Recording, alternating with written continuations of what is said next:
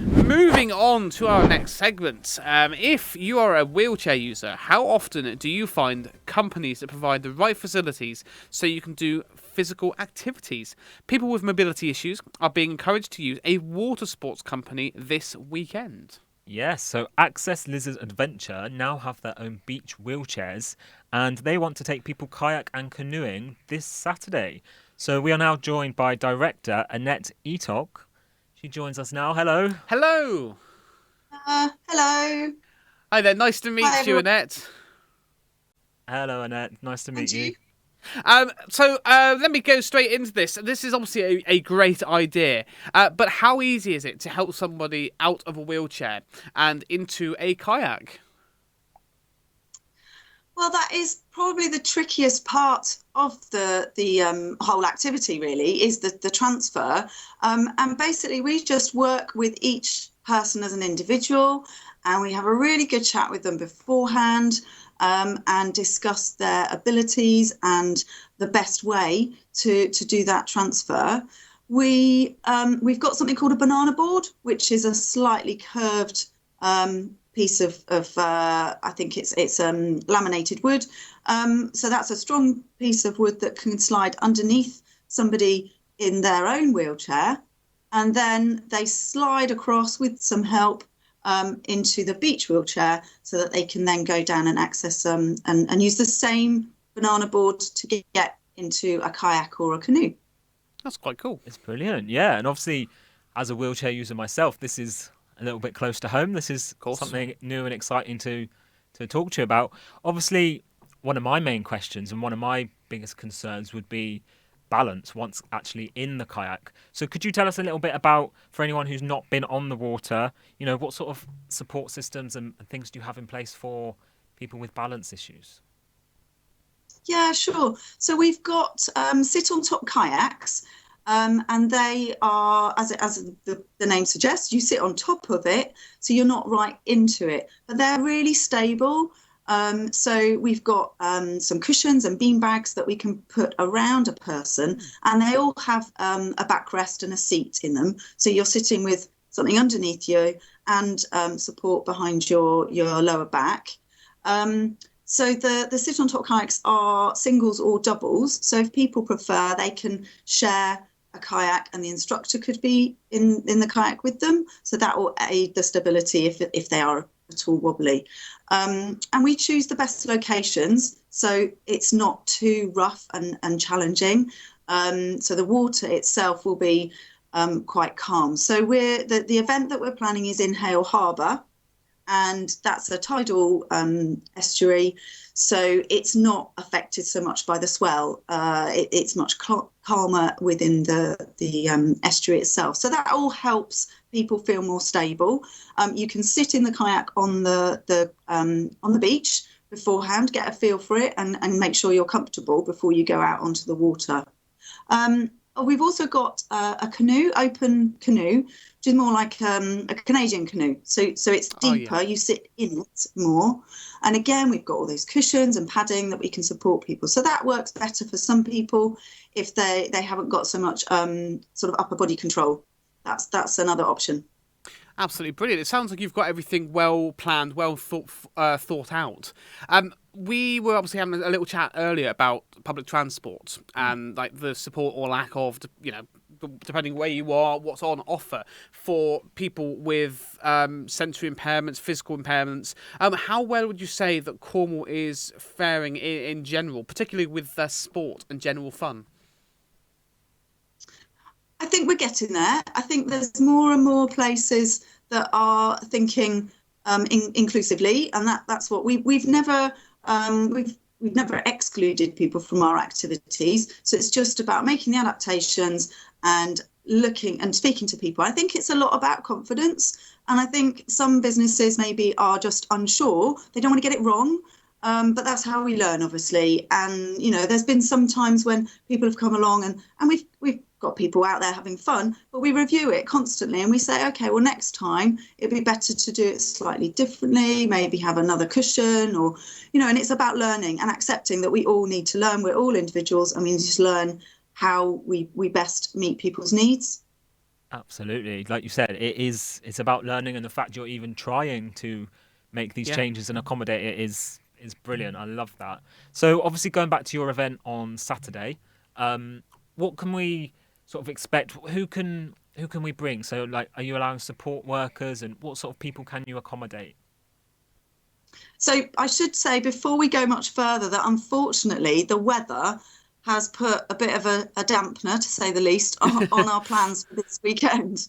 Oh, So unfortunately we have made the decision to postpone it to a date next month. So we're now moving it to Sunday, the 20th of June, and I will obviously be updating all the information and make sure everybody gets the date. But yeah, we can't go ahead this Saturday. I mean, I'm sure if you're in Cornwall now, looking out the window, you can see that we're a bit stormy today. There's another storm on its way, so we've just decided to play safe. We want people to have fun, and essentially, it's not good if people go out there and it's the first time they've ever done it. We want everyone to have a good time. We don't want them to just be surviving the wind and the elements. So yeah, we are postponing the date. But to answer your question about who can come, anyone can come along. We are quite open to people coming along with whoever supports them. So it could be a family member, it could be a support worker, and people can come and just have a look, a watch. You don't have to get on the water. You can just sort of see how it's done, maybe try things out, and then we can chat about what other adaptations we might need to put in place before that person is feeling ready to go on the water. So anybody is welcome to come along. Absolutely brilliant. It's a shame about the needing to postpone, but that's very typical of down here, isn't it? We can't do much about that, but it's lovely to see that you've got another date already go. Did you say the 20th of June? That's right. Yeah, 20th Lovely. of June. It's a Sunday. Fantastic. Make sure that's in here. So obviously you've already been taking people kayaking on the lake at the Clowance Estate, I believe. What's that been like? So that's been really, really successful. We've been doing that for several years now. And Clowance, if you don't know it, it's a private estate, but the lake in the middle of it is really lovely. It's nice and small. It's really sheltered. You can walk all the way around the lake, and there's some woodland nearby, so spectators can come and have a little wander around the woods while people are on the water. So it's really, really good for beginners. We've got a ramp that we've built to go down into the water, so it's accessible, and we've got all the equipment stored there, so people will arrive, meet us there, and we've got obviously we've got very well qualified, experienced instructors, and that's, I think, the key to this, is making people feel comfortable and confident, because the instructors know what they're doing. Brilliant. I think we've actually got some photos here as yeah. well of this. If we can, there we go. Oh, lovely. Oh, it's great fun, doesn't it? Ducks might want to move out of the way there. Just crossing So through. we've had a few events there. We've had one for people with visual impairments. We've got another event coming up at Clowance, which is for people with Down syndrome. So that's another date for the diary. That's actually the week after our Hale event. So it's the Sunday, the 27th. So if anybody with Down syndrome wants to come and have a go, they've not done it before, that's another free event. So they can get in touch and find out more about that. Brilliant. So obviously you've mentioned a little bit about Hale Harbour, the area where you do this event so far. What would you say are the positive sort of health benefits from these activities for people who have sort of additional needs? I think the same benefits that we're all in desperate need of at the moment because of the difficult times we've had over the past year. It's all about getting outside and meeting people, being with other people. Of course, we're doing all the COVID safety regulations. We're keeping social distancing and so on. So we've got all the precautions in place. But I think the health benefits are tremendous. So you can go out on the water. It's very calming. You can hear the sounds of the water splashing around. You can feel the water, feel the sand. So all those sensory things are really important. Just connecting and reconnecting with nature is so important for our mental health. And then obviously there's the physical health benefits as well. You are doing something active. You're getting moving. You're maybe getting in a different position than you're not used to doing before, using different muscles. And it's all in a safe and supportive environment. There's no pressure to be out there for half an hour. You do as much or as little as you want to, because that's the beauty of a taster session. You just come and have a go. That's absolutely brilliant. I'm going to actually ask to go back to now some more photos. We've got some photos, I think, of where you're going to be on the 20th at Hale Harbour.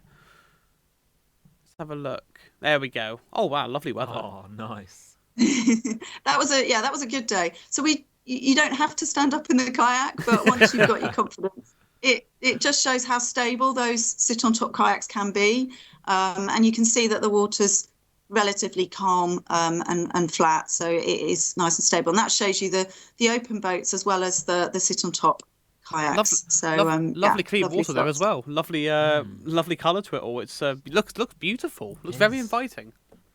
What kind of things do you have to think about when supporting people with mobility and learning issues in that kind of environment? Obviously you've told us a little bit of how you've adapted, but what else could you tell us about it? So I think it's all about the individual. We like to gather as much information as possible to prepare for a person's individual needs. So it's about having those conversations and asking people what they need, and giving people time. I think that's a big thing for people with additional needs. They need time to do things. So it might be that they take longer to get changed. It might be that they take longer to understand the instructions about how to hold the paddle or anything like that. But it's about, giving people the opportunity to ask questions, listening to what they need, and utilising the amazing skills. We find that the support workers and the families that come with people and individuals with additional needs, they know these people really well. So we listen to them and take on their advice and what's going to work best for each individual. And it's also about allowing people to explore and develop at their own pace. I think if people want to do kayaking and they think, oh, I can't go and join a club because they're going to want me to do like 2 hours every week or something like that. So what we're trying to do is encourage people, enable them to learn the skills and develop so that they're maybe at that point where they can then join a club when they've built their confidence and they really get into the activity. Definitely. And obviously, from a wheelchair user's point of view, a lot of people with mobility issues, we like to plan events and plan where we're going and what we're doing. We always research well in advance. And one of my queries would be about sort of the changing facilities and the gear sort of that you provide on site there. So can you tell us a bit about what changing facilities and equipment you have there? Yeah, we are a very small company, and we don't have a big leisure centre, so we don't have on-site changing facilities as such. So it is a little bit rough and ready. So we do like to explain that to people. We have got so for the event down in Hale for wheelchair users, we've got an accessible toilet, a portaloo that's going to be available. But changing facilities are limited. We've got a gazebo that will be there for people to change in. And we do advise that people sort of come prepared with their swimmers underneath their clothes, so it's much easier to change.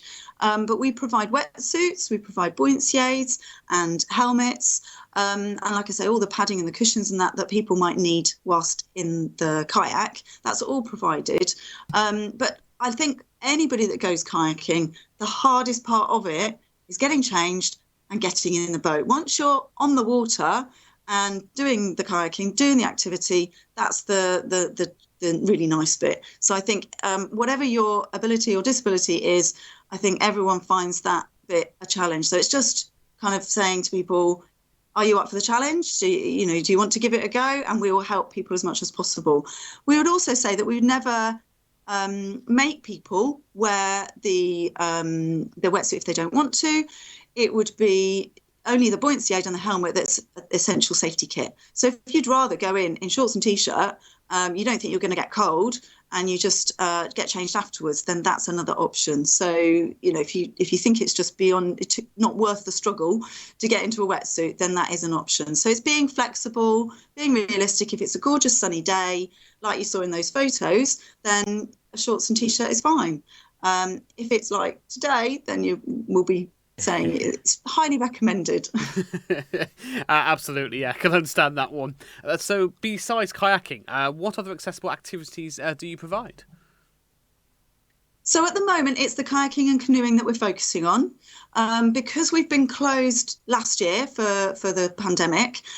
We've just reopened. Literally, the last couple of weeks, we've reopened and starting to promote all our activities for this year. So we're going to focus on kayaking and the canoeing for this year. But in the future, we would like to add stand-up paddleboarding. And we've got access to a mega sup, which is a huge, giant paddleboard.